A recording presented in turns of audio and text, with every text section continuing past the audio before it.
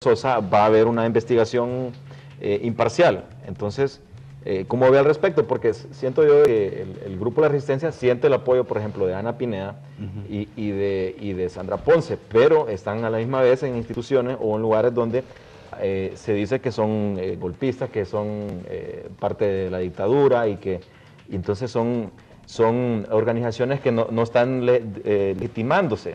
Inclusive por ello, una de las también preocupaciones que se dan allá es el Poder Judicial, si es independiente o no, porque también se está tratando, o por lo menos se dice que el Poder Judicial no actúa de una forma adecuada. Sí. Entonces, ¿cómo se hace esta contradicción de que tienen respaldo de instituciones que a la misma vez dicen de que no son legítimas y que necesitan removerse a estas personas? Sí, sí. Mire, yo miré recientemente una discusión muy interesante, que a mí en lo personal es muy importante. Fue una discusión de organizaciones de derechos humanos de distintos países del mundo. Y entonces yo miraba la comparecencia de organismos de derechos humanos que tienen presencia en Venezuela, que tienen presencia en Ecuador, que tienen presencia en Bolivia, que tienen presencia en los países de izquierda. Y los organismos de derechos humanos apuntaban con mucha fuerza las violaciones de derechos humanos que se dan en los estados. Y era claro un elemento: los derechos humanos no tienen que tener ideología. Sí. Los derechos humanos protegen la vida de quien sea y protegen el debido proceso de quien sea. Es decir, si el dictador es llevado a juicio y no se le respetan sus derechos en el debido proceso, los organismos de derechos humanos tienen que exigir que se respete el debido proceso para que la sentencia sea justa. Es decir, en ese caso es muy importante establecer ese elemento que usted habla de independencia, autonomía y la visión.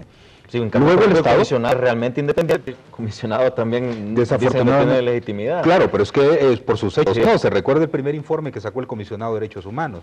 El primer comisionado de derechos humanos sacó un informe que decía: los hechos hablan por sí mismos. Y se le ahora al comisionado actual. Pero en el caso de la Fiscalía... Pero la institución en sí es importante que sea así. Claro, y ese es un asunto que debemos de proteger con lo que usted menciona, la institución. Sí. Nosotros no podemos descalificar a una institución por una persona. Correcto. Es la persona que se está, como dicen los hipotes, paseando en la institución, pero nosotros debemos de rescatar a la institución. Y en este caso, usted usted mencionó dos casos importantes, la Fiscalía y mencionó el tema del Ministerio de Derechos Humanos y Justicia. En el caso de la Fiscalía, la fiscal Sandra Ponce ha desarrollado una labor importante, pero una labor muy limitada. Y yo le decía recientemente en una comparecencia que hubo, una audiencia, que no se trata de justificar si la Fiscalía interpone una acción y al final su acción no prospera, porque sencillamente hay que ver los resultados. Y en el caso de un abogado, de una abogada que va procurando en función del beneficio del pueblo, de la sociedad que representa a la Fiscalía, entonces debe de tener acciones precisas y concretas y no justificarse. Claro, el problema de ella es que tiene al fiscal general como jefe y de cualquier forma se convierte más bien en un dique de contención en relación a las acciones que pueda hacer y no tiene la independencia que requiere. Es por ello que yo preferiría, por ejemplo, en vez de crear un ministerio por parte del gobierno, que se cree otra comisión, bueno, que sea independiente. Igual, por ejemplo, la fiscal de Derechos Humanos, si para estar en esta situación así, es mejor que sea una fiscalía separada del Ministerio de la Fiscalía General y se haga pues una Fiscalía Especial de Derechos Humanos independiente del fiscal general y todo. Para que tenga un mejor trabajo. Y vea que usted que en esa conversación que hace también hay que incorporar otro factor ahí, y es la corrupción. La Fiscalía contra la corrupción debe ser una fiscalía de autonomía. ¿Por qué? Porque el tema de la corrupción es un asunto tan bien estructurado que se tiene control de algunos jueces, de algunos fiscales, de policía. Es una red bastante complicada. En el caso de la comisionada Pineda, de Ana Pineda, ella como ministra de Justicia y Derechos Humanos, es una mujer que tiene una trayectoria que se le respeta mucho, ¿no? Pero ella está sometiendo su prestigio profesional, personal, durante esta gestión del presidente Lobo. Y mire que el presidente Lobo ahí se ha jugado una buena carta. La comunidad internacional, los organismos internacionales, cuando hablan de que una de las cosas que está haciendo el presidente Lobo es la creación del Ministerio de Justicia y Derechos Humanos, resalta el hecho de que mujer como Ana Pineda tiene un prestigio en la Canal de Derechos Humanos y en la comunidad internacional. En ese sentido, el Lobo se jugó una carta que le ha resultado bien. Y usted pudo ver ayer... Pero usted cree, por ejemplo, que en un determinado caso, Ana Pineda tenga que condenar un acto de violación de derechos humanos, hipotéticamente, de Porfirio Lobo Sosa. Sí. ¿Cómo lo va a condenar el jefe? Ahí lo quería llevar. Recuerda usted que hace 2 semanas, antes de la salida de la comisión a Ginebra, la abogada Pineda en Consejo de Ministros increpó al ministro de Seguridad por persecución política. ¿Verdad? Yo le voy a decir una cuestión, y ahí se generó todo un debate. El asunto de la persecución política no solo contra los celayistas. Yo, por ejemplo, soy simpatizante de la resistencia, pero yo no soy celayista. Entonces, ¿cuál es el punto? Yo, como defensor de derechos humanos, como constitucionalista, como cristiano, incluso no puedo estar de acuerdo con las violaciones de derechos humanos y no puedo estar de acuerdo con un golpe de Estado, y como por un lado demócrata. por otro, porque por Entonces, ejemplo cadenas de televisión que consideran los de la resistencia golpistas han sido testigos, bueno, hemos sido testigos de que los han dañado, rompimiento de vidrios, inclusive el Comisionado Nacional de Derechos Humanos ha arrojado piedras, quebrado la ventana y que con una pedrada de esas puede lastimar a alguien. Entonces es por los dos lados. Pero bueno, vamos a otra pequeña pausa comercial. Al volver retornamos con esta complicación que se dio antes, la situación que se trae Ana Pineda, ministro de Seguridad, en el cual pues está esto de que si hay persecución, no hay persecución, si es política, o si son hechos aislados, como le llaman. Eso al volver en breve aquí en Primer Plano.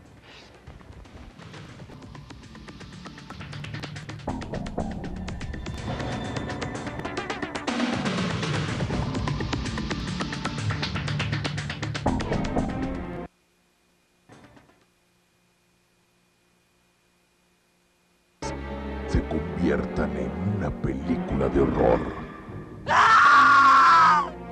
Dolofin alivia la fiebre, el dolor de cabeza, dolor de cuerpo y la artritis.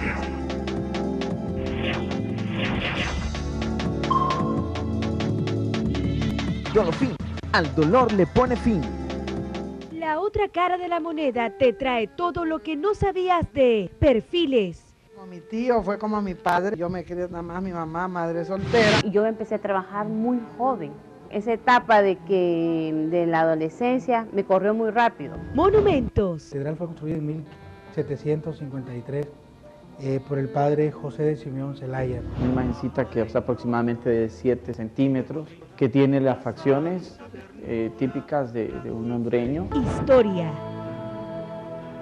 Y para mí es como que ahorita estuviera pasando. A mí no se me olvida eso. Descubramos juntos no ha incidido el pasado en nuestro presente. La otra cara de la moneda. Todos los domingos a las 8:30 de la noche por 12 TV.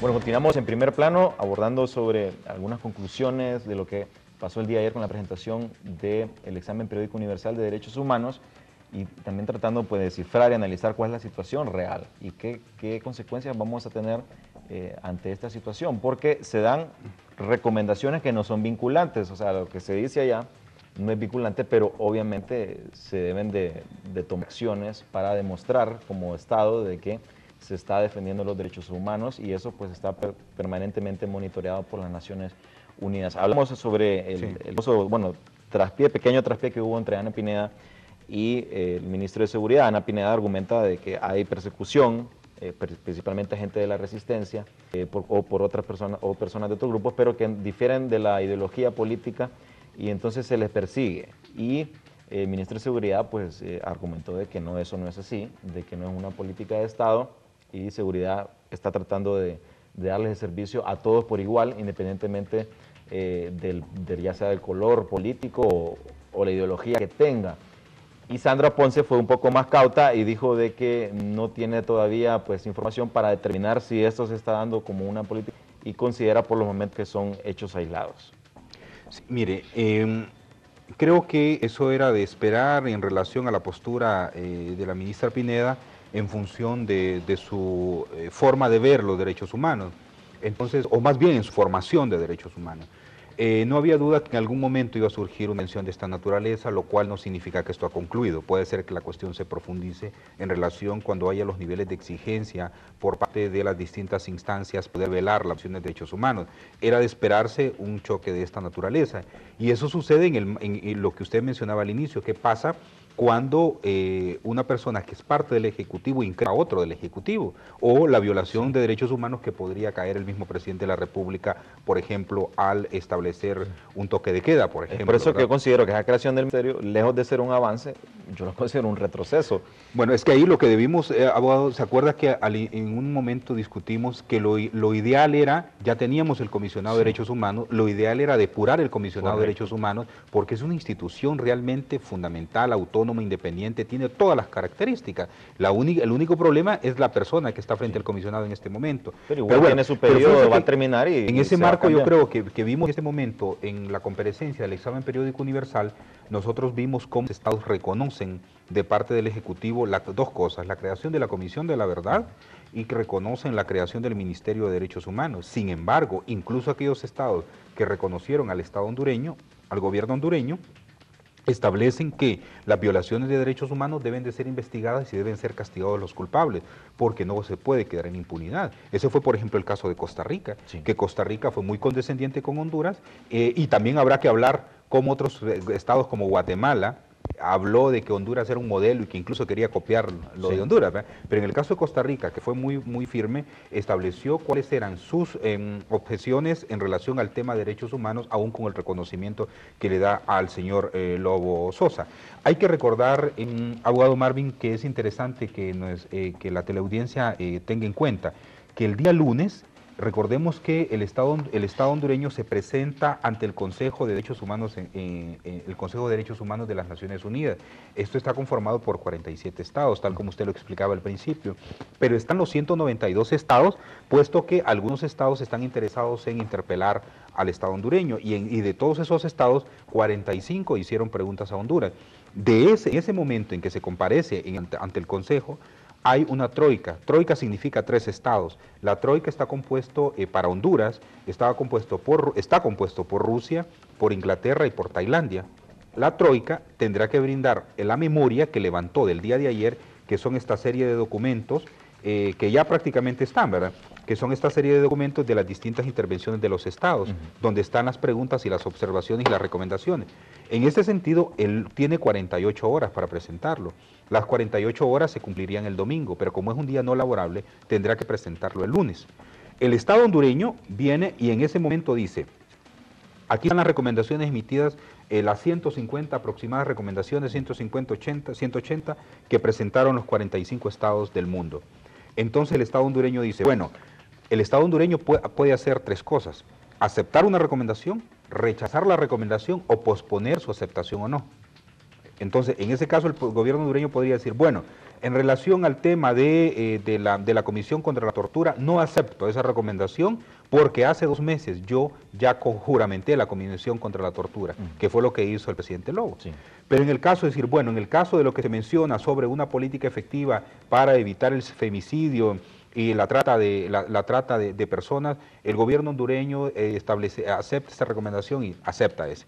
En otra puede ser que la comisión que haya ido a Ginebra no tenga plenos poderes como para poder decidir sobre todo, cosas que tienen que ver con independencia del Poder Judicial, por ejemplo, ¿verdad? Cosas que tienen que ver con otros poderes, porque solo el Ejecutivo prácticamente está, y el Legislativo, una representación del Legislativo. Pero al aceptar una recomendación es un compromiso, pero no es vinculante, o sea, no pueden... sí es vinculante, ¿por qué? Sí pueden obligar al Estado para que cumpla la recomendación. Es una cuestión ética, una cuestión moral, ¿por qué? Porque 4 años después recuerde que Honduras volverá al Consejo. Y allá tendrá que rendir cuentas porque se establece un seguimiento a las recomendaciones que estaba emitido. Sí, lo que pasa, por ejemplo, en otro tema, para poner un parangón sobre esto de los compromisos. Por ejemplo, el Estado hondureño, en el compromiso que da con el Fondo Monetario Internacional, se compromete a contener el gasto corriente. Y una semana después está aumentando, lo está creando ministerios, Entonces vemos de que a veces comprometen a algo y hacen totalmente distinto eso es 2 semanas después. Esa es otra cosa, pero por eso es que después vuelve a comparecer. Incluso fíjese que algunos estados, algunos organismos internacionales de derechos humanos han exigido que Honduras no haga su rendición de cuentas 4 años después. Han pedido que incluso Honduras, por la delicada situación de Honduras, la presente 2 años después. Honduras comparezca nuevamente 2 años después. Estamos hablando de 48 horas que el lunes se presentaría. Honduras ahí, ¿qué pasa si Honduras no acepta? Y hay algunas recomendaciones que diría, bueno, esas recomendaciones las voy a aceptar hasta en marzo. Voy a dar mi opinión hasta en marzo, que es cuando definitivamente el Estado hondureño tendrá que decir si acepta o no recomendaciones. Y a pesar de que son las Naciones Unidas y que prive el ámbito diplomático, ahí Naciones Unidas dice lo siguiente: no, usted no me puede venir a mi